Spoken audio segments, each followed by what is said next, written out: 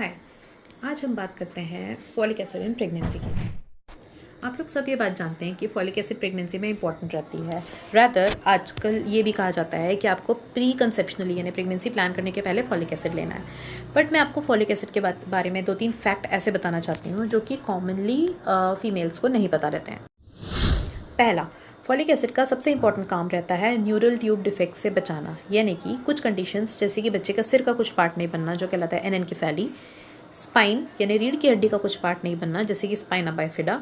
ये 2 major abnormalities हैं जो फॉलिक एसिड की डेफिशिएंसी से होते हैं। इसीलिए फॉलिक एसिड का सप्लीमेंटेशन फर्स्ट ट्राइमेस्टर में और प्रेगनेंसी प्लान करने के पहले दिया जाता है।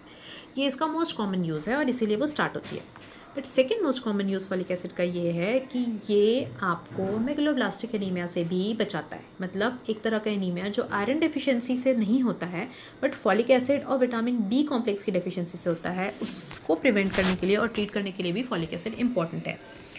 थर्ड इंपॉर्टेंट चीज़ जो फॉलिक एसिड से होती है वो ये है कि कुछ महिलाओं में एक एंजाइम होता है अवल का जो कहलाता है प्लेसेंटल सल्फेटेस। उस एंजाइम की डेफिशिएंसी होने के कारण एब्रप्शन नाम की कंडीशन यानी प्लेसेंटा में ब्लीडिंग होना प्रेगनेंसी के लास्ट हाफ में हो सकता है। मतलब इस तरीके से वो प्रेजेंट करता है। इसको प्रिवेंट करने के लिए भी फॉलिक एसिड का स्टडीज़ में बहुत अच्छा रोल पाया गया है। And fourthly, folic acid hyper homocysteinemia यानी एक ब्लड के डिसऑर्डर है जिसमें खून का थक्का जमना जो कि रिकरेंट एबॉर्शन का एक रीज़न हो सकता है, बच्चे का वेट कम होना, ओलिगोहाइड्रोमियोसिस यानी पानी कम होना का कारण बन सकता है। इस कंडीशन को भी फॉलिक एसिड प्रिवेंट करता है। अगर आपको हाइपर होमोसिस्टिनीमिया है तो भी फॉलिक एसिड देने से इस चीज़ को बहुत हद तक रिवर्ट किया जा सकता है।